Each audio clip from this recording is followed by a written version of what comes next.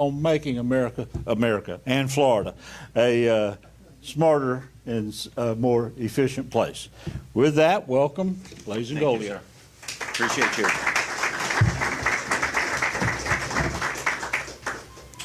Good morning or afternoon, everyone. How are you? My name is Blaise Ingoglia. I'm the Chief Financial Officer, and today the Local Government Fiscal Accountability Tour continues. Over the last few months, we have exposed more than $1.5 billion, and that is billion with a B, in excessive and wasteful spending across just 9 local governments. $190 million in Orange County, $199 million in the city of Jacksonville, $278 million in Hillsborough County, $84 million in Alachua County, $189 million in Broward County, $48 million in Seminole County, $112 million in Manatee County, $94 million in the city of Miami, and a whopping $302 million in Miami-Dade County. Now, those eye-popping amounts are not a cumulative amount. That is not over 5 years. That is the wasteful, excessive spending in 1 year alone, last year. I will say it again, that $1.5 billion with a B is the amount of wasteful, excessive spending in just fiscal year 2024 to 2025. That $1.5 billion does not belong in the hands of government bureaucrats. That $1.5 billion belongs in the pockets of the taxpayers. Now, my message has been crystal clear from the beginning. Regardless of what the liberal media says, regardless of what the big government apologists say, it does not matter if you are a red county or a blue county. It doesn't matter if you are a red city or a blue city. We are going to treat everyone, each local government, the same, because honestly, I don't care if you are a Democrat or a Republican or an NPA. If you are a taxpayer, I'm going to be looking out for you and your tax dollars regardless of party affiliation. So even if the wasteful spending apologists won't acknowledge it, we are conducting a wasteful spending exercise, not a partisan exercise. I've said it before and I will say it again. Taxpayers deserve to know that your CFO that I am calling balls and strikes. Taxpayers deserve to know that this is a credible exercise, not a partisan exercise. I have been on the record saying that if a red county or city wastefully and excessively spends your hard-earned tax dollars, we're going to call them out. See Exhibit A, Manatee County, that so far has excessively and wastefully spent $112 million of your hard-earned tax money this year. I've been on the record saying that if a blue county or a blue county or city did a good job restraining spending and keeping government somewhat in check, we're going to acknowledge them. Our methodology is very simple.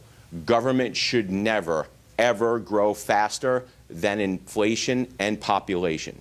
So what we did is we started off with a base budget year. That base budget year, the 2019-2020 budget year. And then what we did was indexed it forward, increasing it every year for inflation and population to find out what the local government's budget should reasonably be today, and then compare it to their actual budget, and then everything over that we are deeming excessive and wasteful spending.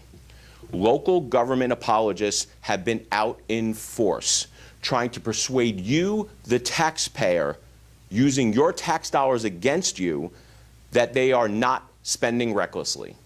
They absolutely are. They're trying to persuade you that our formula does not work. It does. Let's be clear. It's not that they don't like the formula. They just don't like the results. But you know what they're going to like less than the results? The results that we are going to unveil today here in the city of Orlando. the same formula and calculation that has yielded Orange County, that has yielded disastrous results, I might add, for Orange County, disastrous results for the city of Jacksonville, and disastrous results for Miami-Dade, has yielded that the city of Orlando actually is in much better shape when it comes to spending than those other big, bloated, wasteful budgets. Let me repeat that again. Anyone who wants to try to impugn what we're doing, we're proving today that this isn't a partisan exercise. So the media and everyone can get as hyperbolic as they want. They can complain, but the very same calculations yielded that the city of Orlando is doing much better than those other governments. Now let me be clear. This does not mean that they haven't wasted your hard-earned tax dollars here in the city of Orlando, because they absolutely have. And I think some of that has been well documented. And let me also be clear that just because a local government spends closer to an indexed formula of inflation and population budget increased for those amounts doesn't mean that they don't have room to cut, because they absolutely 100% do. So what is the city of Orlando's wasteful and excessive spending number? $22,332,519. Now that's still a big number. That's a lot of waste. That's a lot of excess. But this number relative to what we are seeing in Broward County, in Miami-Dade, in the city of Jacksonville, and here in Orange County is a lot better than those. Now, this is still wasteful and excessive spending. This is still money that could be very easily, according to our calculations, be cut out of the budget and offer property tax relief. But this is the lowest amount that we have seen so far after reviewing 10 local governments on both a percentage basis and a raw dollar amount. This, though, is still wasteful and excessive spending, but nowhere near, say, what Orange County is spending. Our calculations show that the city of Orlando's budget, according to our calculations, should have grown a maximum. You might get that. It might be the media asking, why am I doing this? A maximum of 32.68%. Orlando's actual budget grew by only 37%. Now, some of the ones that we have reviewed have been 100%. Some of them have been 60, some of them have been 70. But I think we've shown here that these numbers don't lie. Our formula is what it is. If it's yielding disaster results for those and halfway decent results for the city of Orlando, well, guess what? I think our calculations are pretty spot on.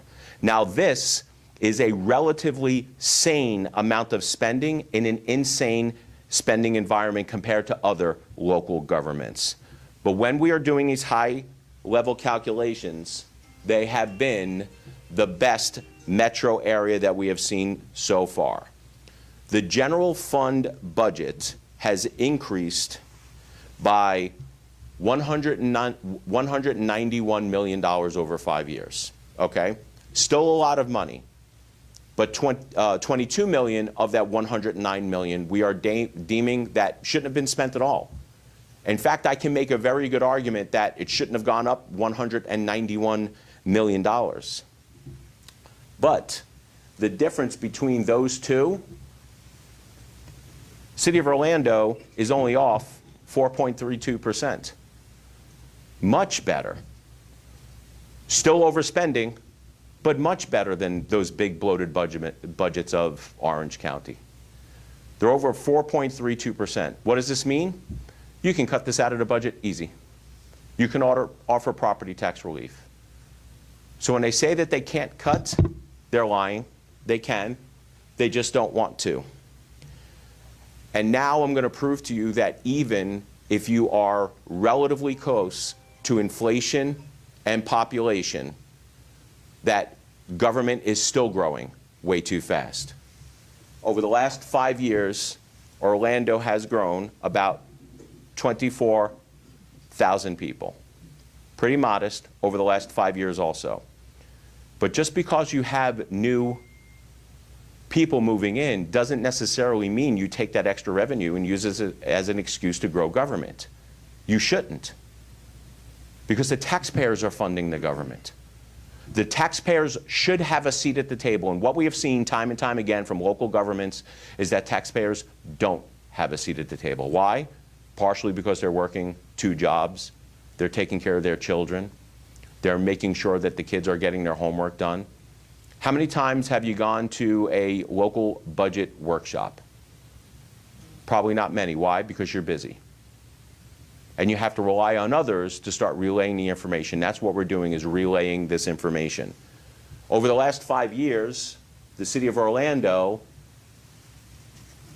has increased their payroll by 245 administrative positions, not including fire, not including police. So you have to ask yourself, and this is my argument, and I think the numbers back it up, is that a government doesn't need to increase by inflation and population if you have good fiscal stewards watching the taxpayer dollar. Why do you have to add 245 administrative positions for 20-something thousand people? We don't do that in the public sector. I mean, in a private sector, excuse me, but they do that in the public sector. You know, it's amazing, if the private sector has increased demand, they become more productive. They automate. They renegotiate. The problem is that government renegotiates, but they renegotiate with you guys, the taxpayers, in the form of higher taxes. And it's a one-way negotiation. They get to set the millage rate, you have to pay for it. And if you don't, after 3 or 5 years, they can actually take your house if you don't pay your property taxes.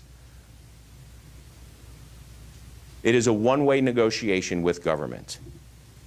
Now, for each, if you take those numbers and you do the math, for each person that moved into the city of Orlando, their budget grew by almost $8,000.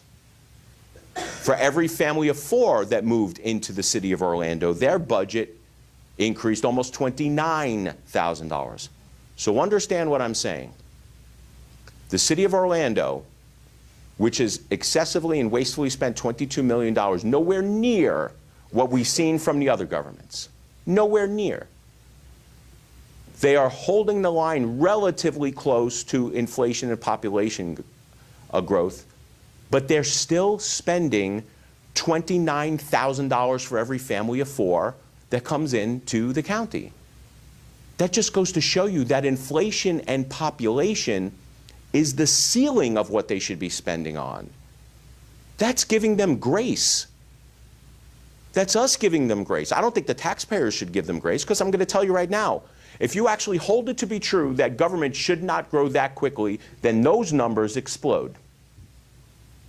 Orange County's $200 million is probably closer to $240 million. So just so everyone understands, that number is a ceiling.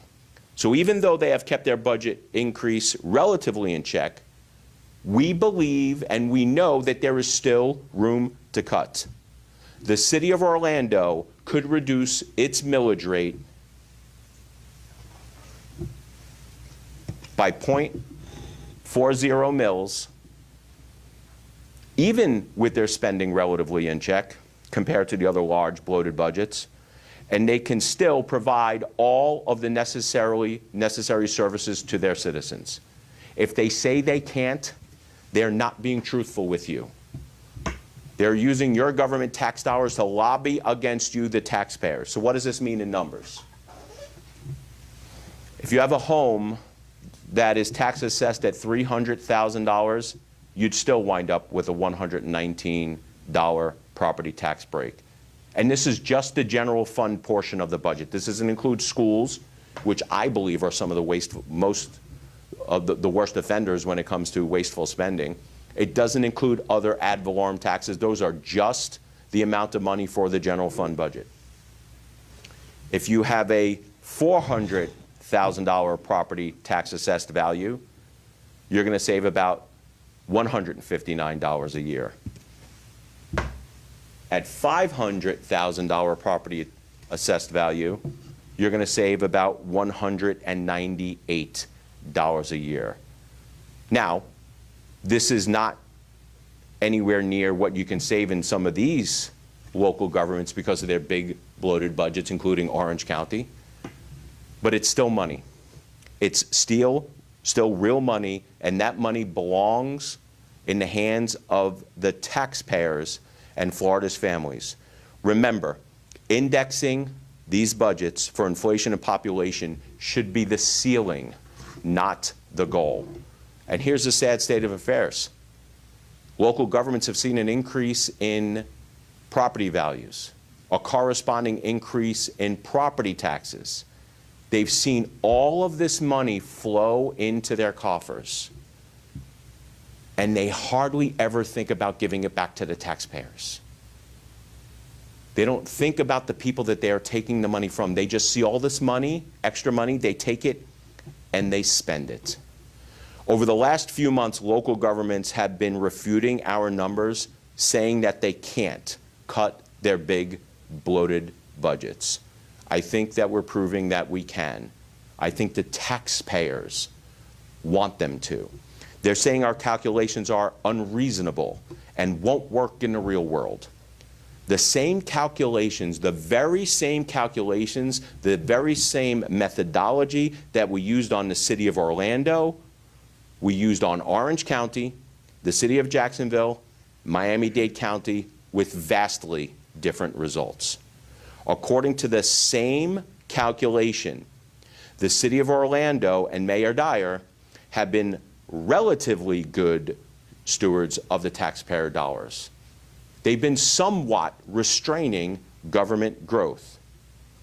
So my question to Mayor Demings, Mayor Deegan, and Mayor Cava, who have all claimed it is impossible to do what the city of Orlando basically did, is this.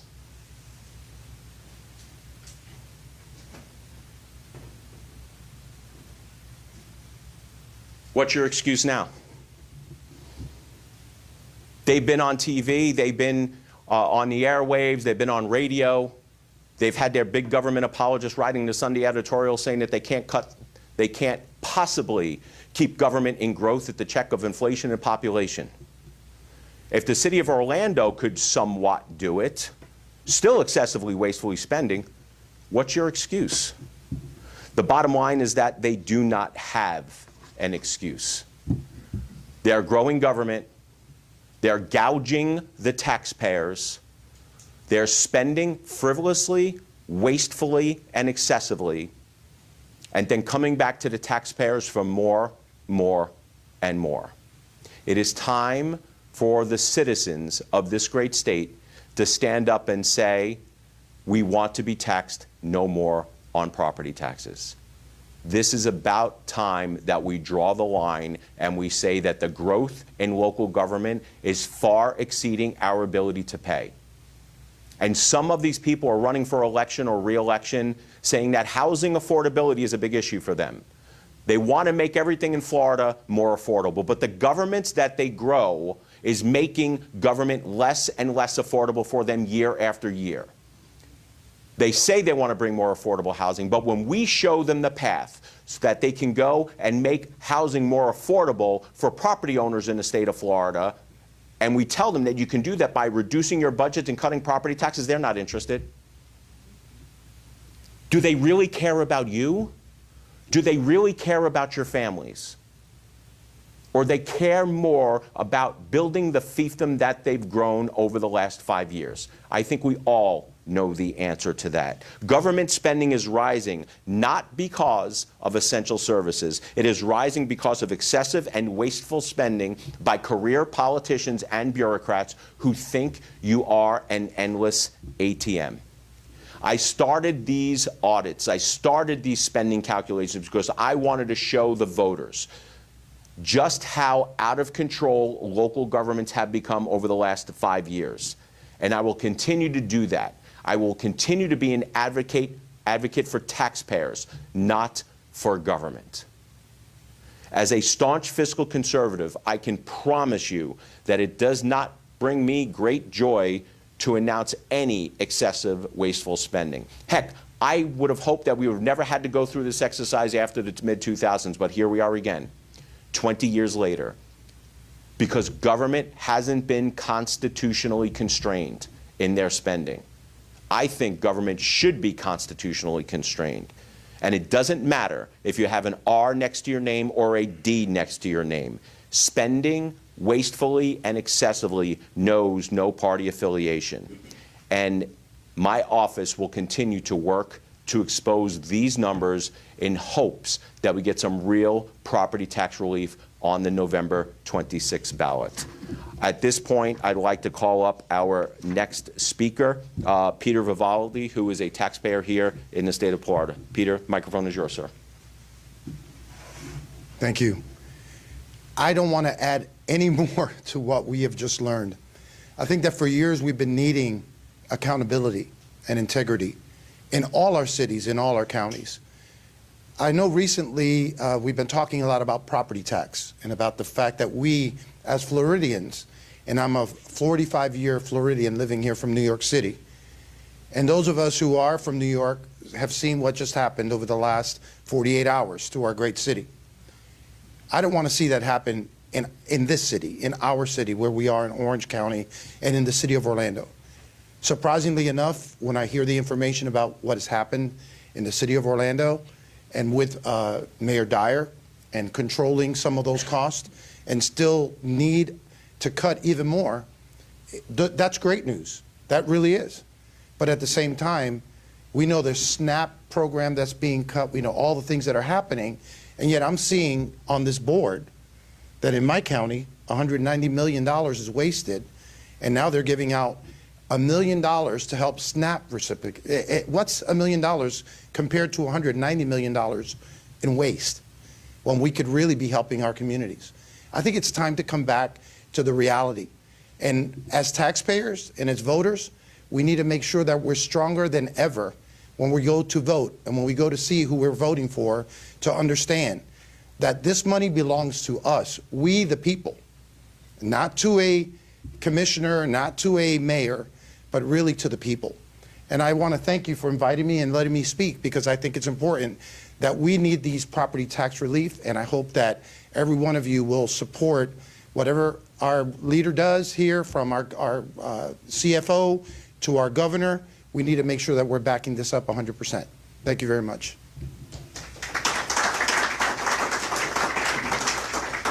Just one other point before we bring up the next speaker.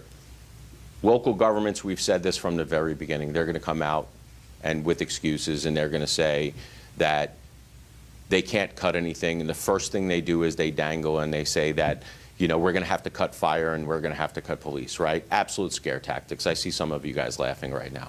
Absolutely not true. 100% not true. The first role of government is to protect its citizens. And you do that in local governments. The first thing that you fund is fire and police. So if your local government says that if you cut a couple of $1 million out of your budget and you're going to have to cut fire and police, what does that mean? They're admitting that that's the last thing that they think about is fire and police. But if that's the first thing that they should be thinking about, they should be cutting out the pet projects. They should be cutting out the high-paid consultants.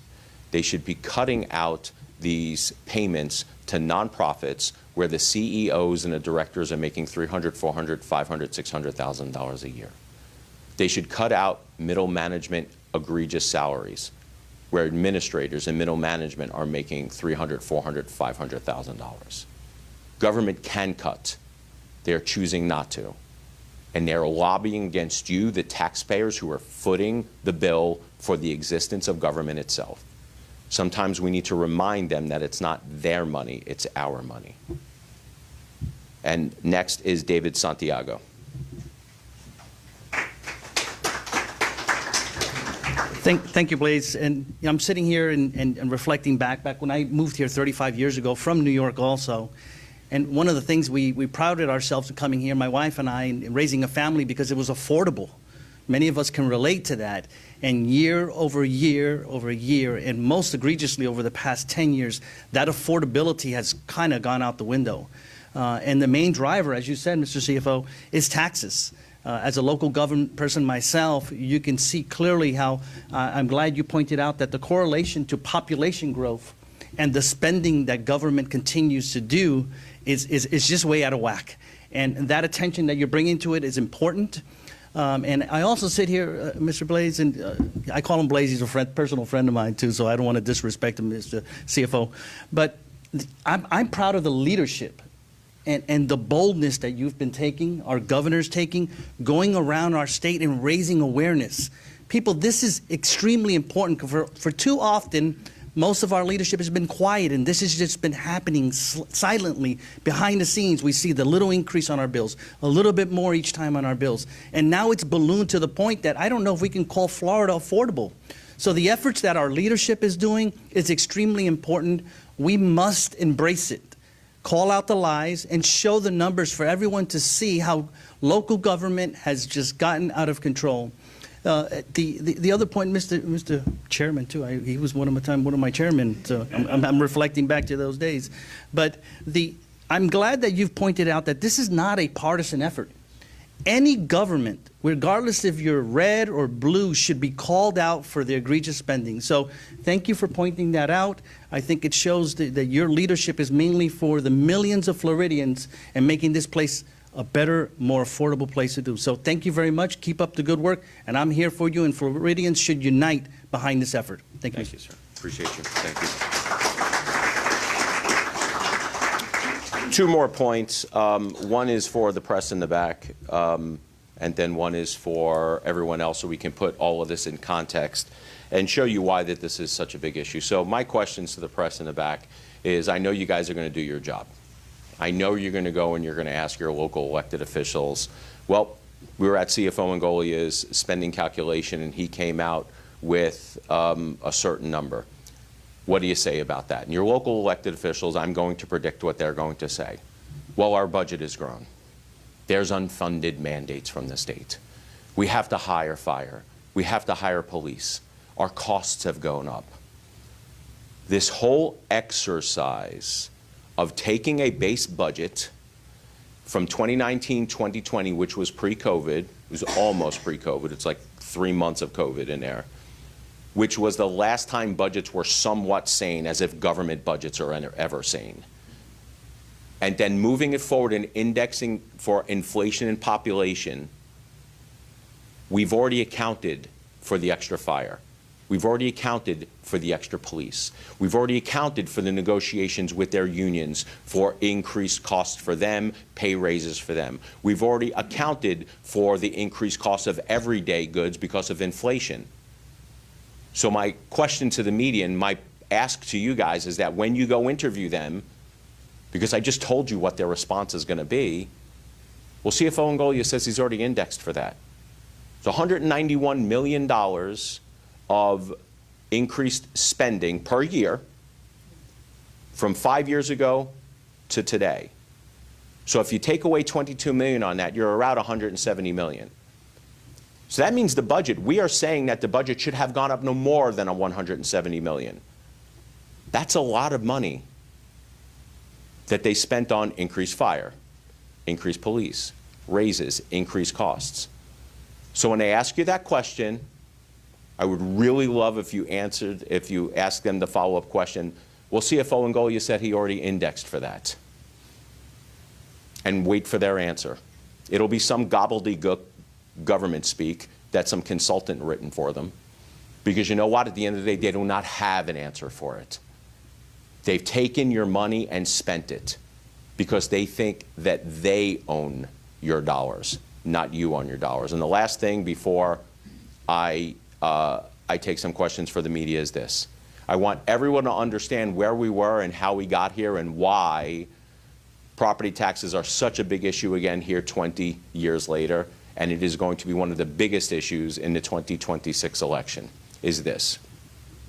When the original homestead exemption went on the books, the $25,000, the average home in the state of Florida, the median price was $75,000, which meant the idea of the homestead exemption was to shield the first third of your home from property taxation, the first 33%.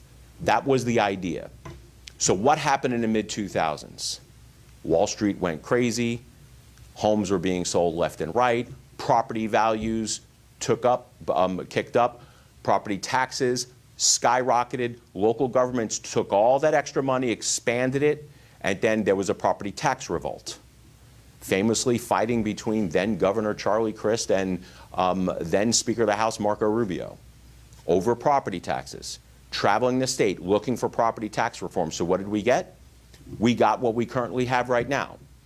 Your first $25,000 of your home is exempt. Your next $25,000 is taxed. The next $25,000 over that is exempt with an exemption for the school board. Blended all together, it's in between $39,000 and $40,000.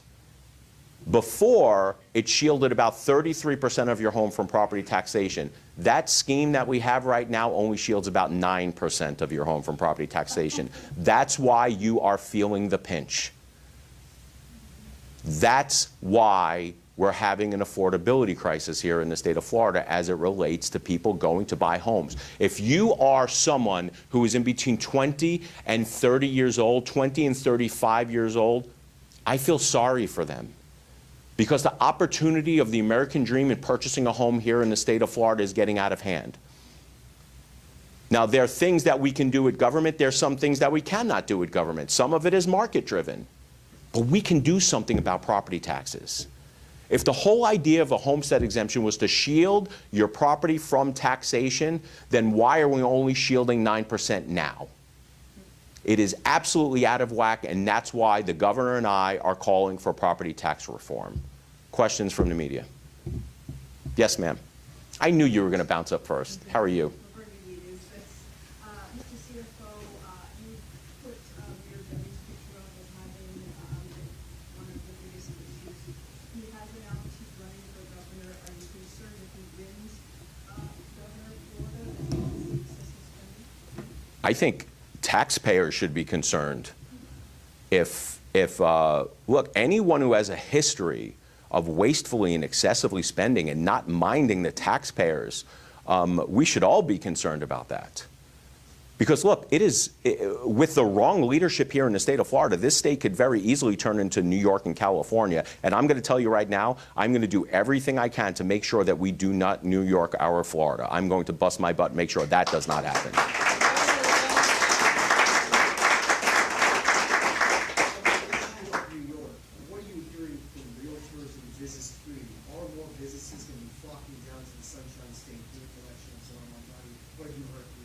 I don't know, but I do know this. I do not like the fact that we have some people inviting anyone to move from New York to the great state of Florida. I do not want to import our ideological opposition. So if you want to move to the great state of Florida, that's fine. Just leave your ideologically left bent at the border. If you want to come here,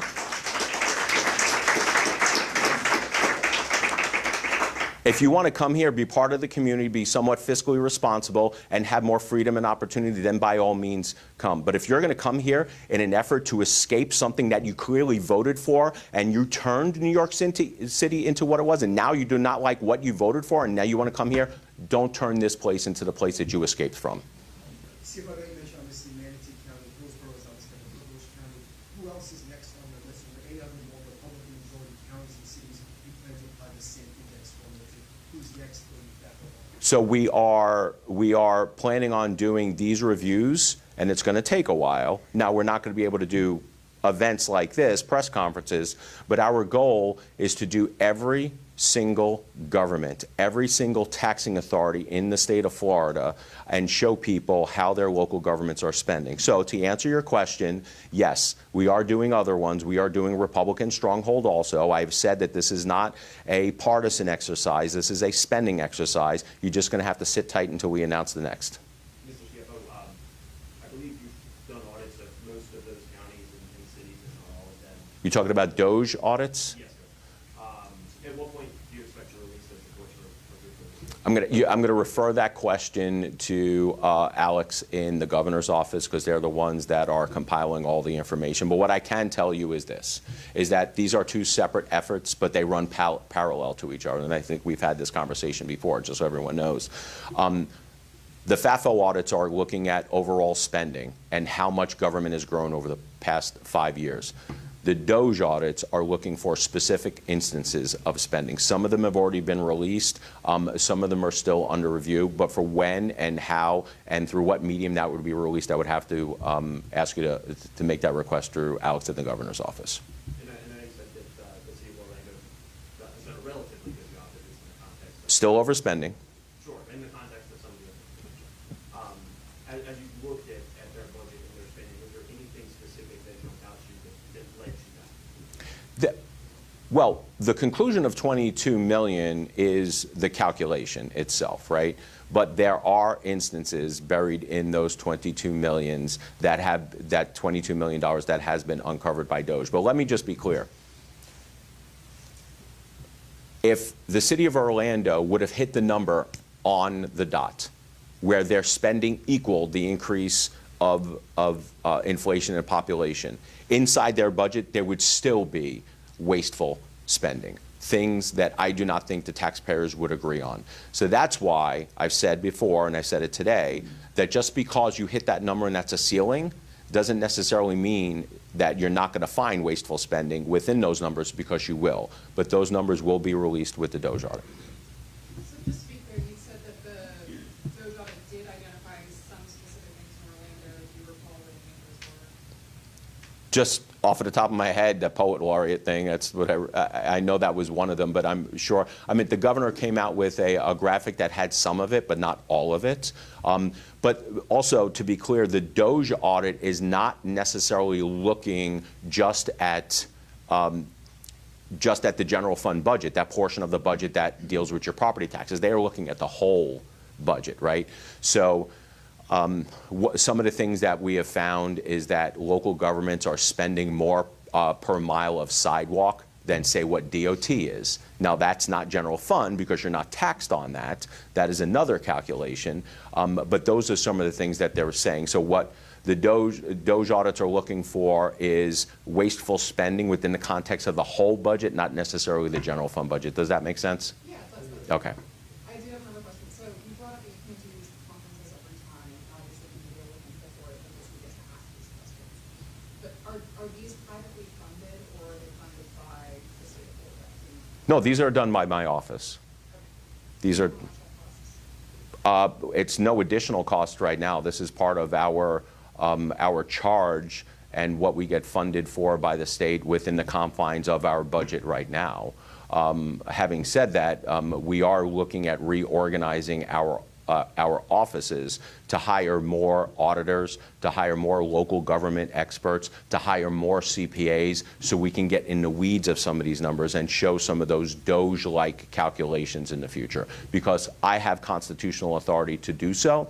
Our office has always had the ability to do so. It's my understanding it's never been used before, so all of that is under our purview. We have the people to do it right now, but we're looking to expand it because the taxpayers deserve transparency and fiscal responsibility. Yes? We have Veterans Day coming up. Do you feel like veterans are getting enough in terms of assistance? No. No, veterans are not getting enough in terms of assistance. This is one of the things that frustrates me about government. If they reallocated, they streamlined, they became more productive with the dollars that they actually had, they couldn't make excuses that they could not give for our precious veterans.